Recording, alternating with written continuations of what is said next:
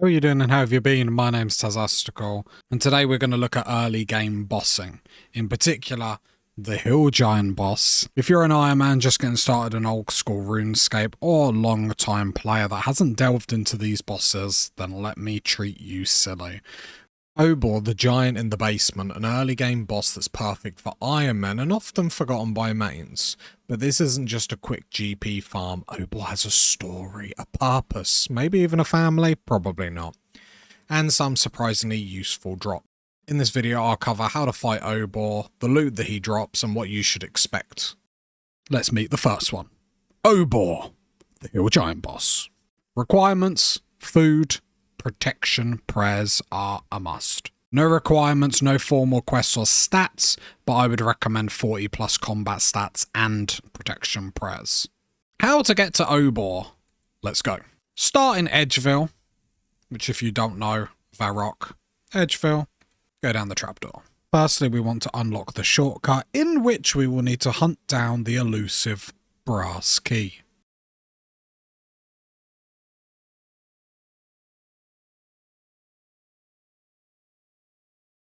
Pick up the brass key to be able to access the shortcut in future. Once we pick up the brass key, I will show you then the unlock shortcut that we get, so you don't have to run this way through Edgeville. Let's climb up this ladder. Ta-da! And this takes us here. So we can go from Varrock, use the key to open this, rather than going all the way to Edgeville. We have our first giant key, and now with the new changes, you do not need a key every single time, and Obor is at the back of the Hill Giant's arena. Then we will open the gate and enter the lair. Now I'm going to brute force Obor, protect from range, and just keep attacking him, and I will also show the mage option where we entangle later. Let's see in 1 hour how much coins we get from Obor. Okay, so pot up, always have your strength and attack box, protect from range, and we are just going to brute force this and attack. He will kick us back with his melee attack.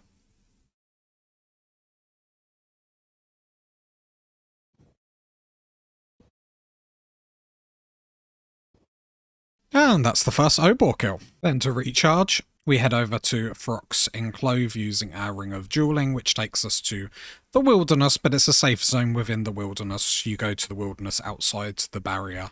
Very scary. A bank here. We can drink the pool of refreshment to restore all our stats, and then we can teleport back to Varrock and use the shortcut to get back to kill him.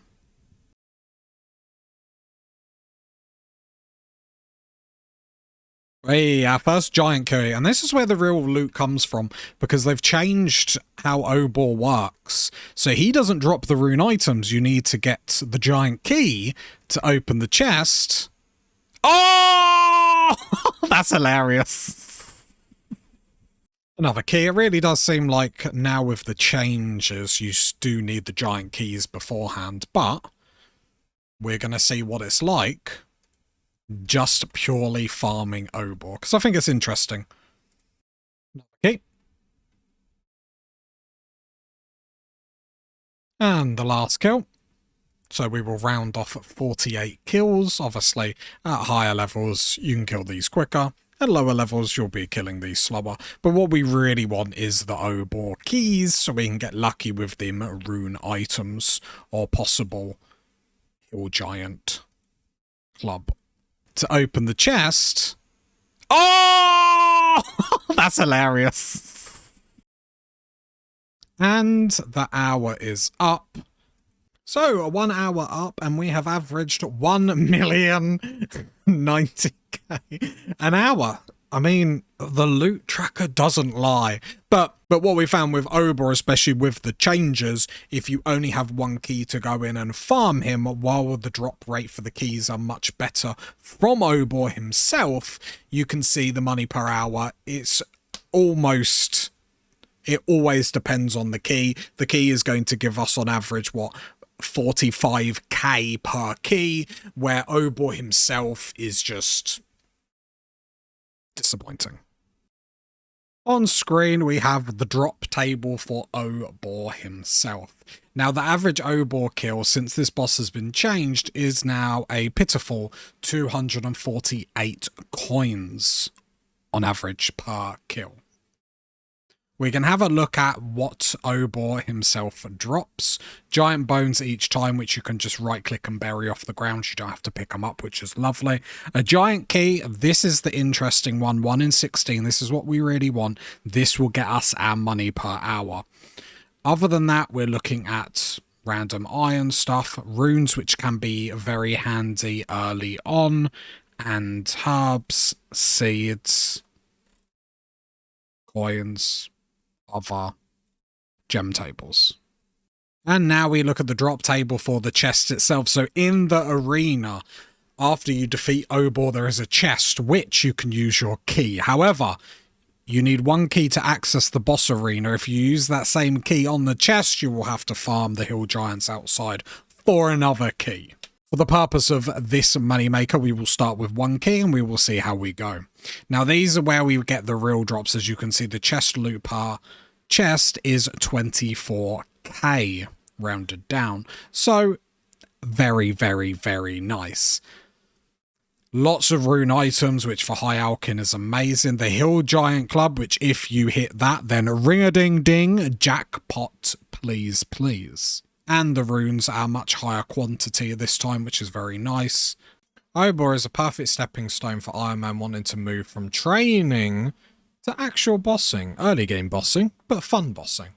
If you enjoyed this guide, drop a like, maybe even subscribe. And tell me in the comments, Hill Giant Club, flex or junk? Thanks for watching. Bye! And as promised, the mage route. So all you will need is either entangle or snare. It doesn't really matter. And then whatever your strongest attack is. Same as always, we protect from missile as we go down. We run to one side. We cast entangle. If you get hit, he will kick you back. Then you run past him. Then you shoot him. And then tangle again.